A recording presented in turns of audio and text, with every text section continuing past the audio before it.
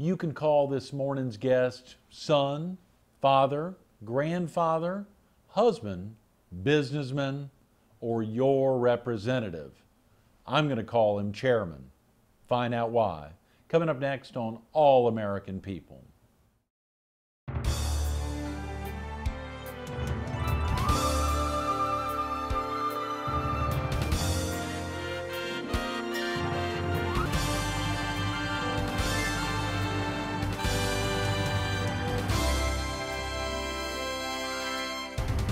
Good morning. Welcome to All American People. This morning we're at the Holiday Cottage at Brook Green Gardens, one of the Southeast's most amazing destinations. We're focused on service, and we're visiting with the chairman of the South Carolina House of Representatives Committee on Agriculture, Natural Resources, and Environmental Affairs, Nelson Hardwick. Good morning, Representative Hardwick. Good morning. Do you mind if we call you Nelson? Not at all. What about this Holiday Cottage? Isn't this amazing? We're members here, Chairman's board, and I've been here many times. It's a beautiful place. And Brook Green Gardens. Yeah. A jewel. A real jewel of the Southeast, No a doubt. jewel of the U.S. No doubt. And of course, indirectly, it ties in with what you're doing on a virtual daily basis here Sure. with the committee that you chair with Yeah. in the South Carolina House of Representatives. Preserving natural resources. Absolutely. How exciting to get you in, Nelson. It's been quite a while. It has been. Glad to be back. You know, one of the basic questions a lot of folks say, when they hear that name Nelson Hardwick, they say, who is Nelson Hardwick? Well, I'm just a country boy. I like to tell people I'm from UCLA, and a lot of other transplants start asking about California, but it's Upper Conway, Lower Aner.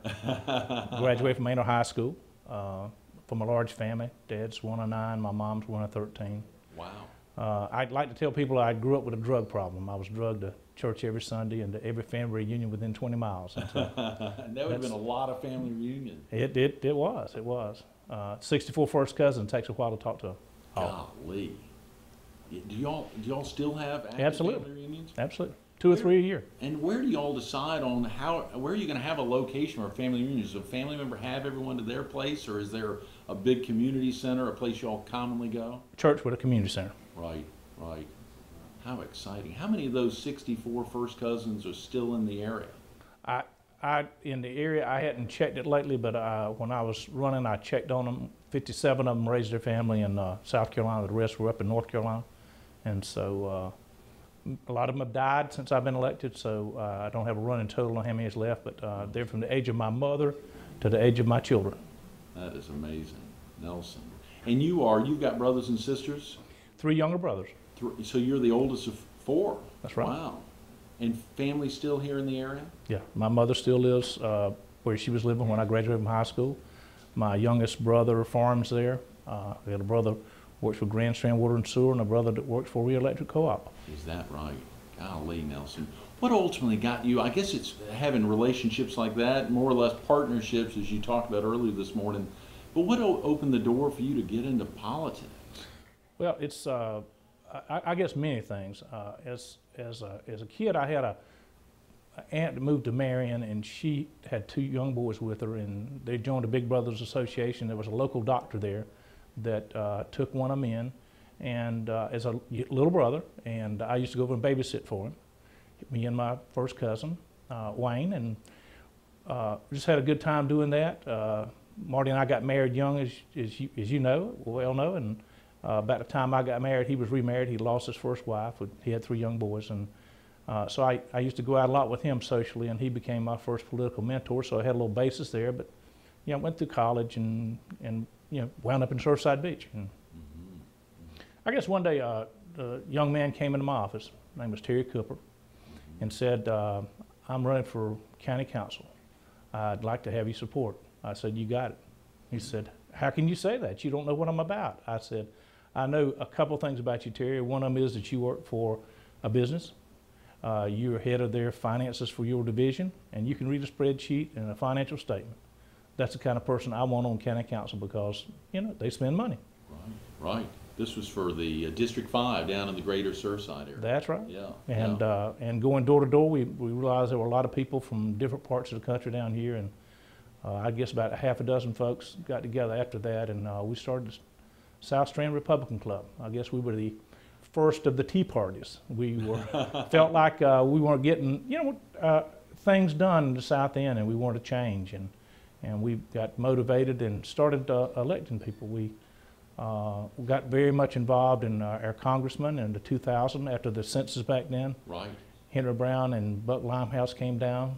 We had him over, the two of them over for a debate, and our group got behind Henry Brown, and so we had a connection from county council to the Capitol. Right. And we've been trying to fill in the slots in between ever since. And really actively, Henry Brown would come up here, and there's not a place he would go without stopping in to see folks from the Sure. South Strand Republican Club. Sure. Yeah. I mean, you can't think of how many events where you'd think it would just be a bunch of locals there, and here comes Congressman Henry Brown. Right. I mean, just a great partnership that you all forged at a really early stage. We're talking about more than a decade ago. Right. We did.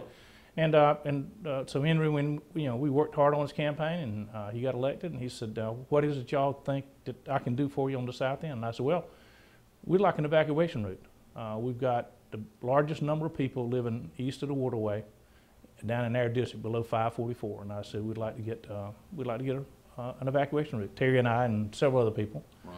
And we took him out, said we'd like to start here and go across to Bucksport. And so we've been working on that for probably 12 years or so. Golly. And Still getting working closer, on it. still Yeah. working on it. Things don't happen fast in politics. People, to most people's dismay, but you have to work long and hard. You got to build a coalition, a following, convince people, get the votes. It takes a long time to get some things done. This guy Terry that came to see you to ask you for his support, you ultimately lent him your support. He was successful? Yes, very much so. He went on.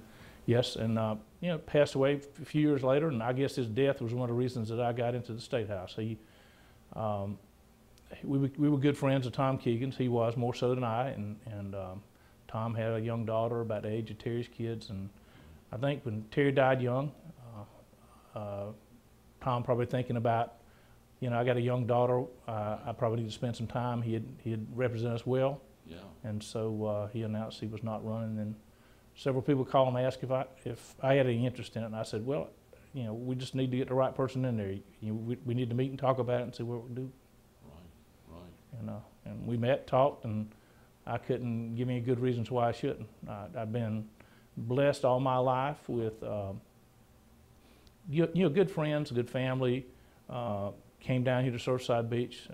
I was in many partnerships. A varied background, and financially I could afford to take the salary. It's they claim it's part-time, but it's year-round. It really is, because you got constituents all the time want to talk to you. Traveling to see people, speak to people. People call you about different aspects of government, that from a driver's license to Medicare, Medicaid problems. A lot of women needing some help with child support from out of state, because a lot of people move in here. But the list goes on. I mean, it's very rewarding whenever you can do something and help somebody where they just got tangled up with all the government and regulations that you have to deal with every day to try to get something done, and you're able to open a door or two for them where they can get results. And these are folks who call you whether they live in your district or not. Sure. I mean, you call on people and I have people, various places call me anymore. And the longer you're there, the more people you meet, and people say, this person can help you with that. And that's word of mouth, basically. That's tremendous. That's tremendous. You mentioned earlier Terry came to your office. You've got an office, or you were in business on the South Strand prior to, or still continue? Sure. I came down in the Surfside Beach area. I worked for DHEC early on. Right. Got a master's degree in environmental engineering. Worked in Florence for about 9 months. Got an opportunity to come to Horry County, back home, and work with Grand Strand Water and Sewer. We were in the midst of a 201 plan. We're in the process of finishing up the design work on the Schwartz plant, and eliminating probably 20-some sewer treatment plants on the south end, and getting a discharge from Myrtle Beach moved to the Waccamaw River instead of the Intercoastal Waterway. And so I worked on that, a lot of rural water projects down 544, and 707, different places. So I met a lot of people in the 3 years or so that I worked there at Grand Strand, and from there I came to Surfside Beach. Francis Platt, his family owned a good bit of property on the south end. His sister had Ocean Lakes Campground. He had Deerfield Plantation. He had sold out to some investors out of Knoxville, Tennessee, and they called me, and they had met me when I worked for DHEC down here. I had approved the project, the engineering portion of it. They had put in some sewer lines, and I'd been out there and talked to them and met them, and they were just looking around for somebody, and somebody recommended they call me, and I called them and moved down to Surfside in September 19th, 1980. Is that right? My Son birthday. of a gun. On your birthday? On my birthday. It was my first day on the job down here. And from there, I just started meeting people and getting involved with the community in business and in politics. I grew up on a little family farm where you didn't have much assets. We didn't have much land. Granddaddy had split it, great-granddaddy and granddaddy, and everybody had split it down to where it was small farms. And my dad always worked with his brothers, and they worked together, and the community worked together. We built barns together, we gathered tobacco together, we did things together, and so that's kind of what my background has always been, is working with other people that God puts in your life to make your load lighter. And I'm one that believes in synergy. I know that if you and I are in business and we use our pluses together, we are able to accomplish a lot more than just one person doing it and trying to take all the credit. Right. So I've been fortunate enough to have some good business partners on the south end and invest in some real estate, rental and otherwise. And life's been good to me, and I just ended it was I felt like I needed to kind of pay it back. I guess that's the kind of guilt trip everybody used on me to get me to run. A lot of these words starting with a P, partnerships, and really learning how to play well with others and paying it back. That's right. And this commitment to service. As you said, people may talk about it as a part-time job, but it's not a part-time job. You are really, this is a real service component. Sure. And like I said, when we got here, we visited several churches and met a young lady who had married an older gentleman out of North Carolina. She grew up at LaGrange, a little small town near Kinston. Yeah. And she and her husband came down. Their daughter was about the age of our youngest daughter, and Father Frank Pisani, and he was the new priest at the Episcopal Church of the Resurrection. And so we eventually joined there, and I've taught Sunday school, been senior warden, junior warden. Anything you can do in church, we've done, and so that helps too. If you can work with people that are Christians, and it's tough if you've never served on a church committee. You need to try it before you try politics, because those are people that are supposed to have the same kind of vision in life that you do, but sometimes it gets very interesting, to say the least. They ultimately have working hard for that same goal, but reaching that final goal can come in lots of different ways, and that's probably much the same way in your current role. No doubt, no doubt. Everybody comes in and says, "This is we're working towards this goal," but that little bit of self-centeredness gets in the way, and people start trying to drift in left or right. It's that's what you have to fight. And people trying to take credit. What I found in life is you get more done when nobody's trying to take credit for it. You do that, Greg. You do a lot of charitable work and work with people, and you get things done when people are interested in the overall goal and try to stay focused, look ahead, and don't get caught up in the day-to-day things that pull you away from your goal. And so probably one of the toughest things is dealing with folks who are looking for that attention, trying to steer it back towards the group. That's right. In the end, they as you say, get so much more satisfaction out of it. Yeah.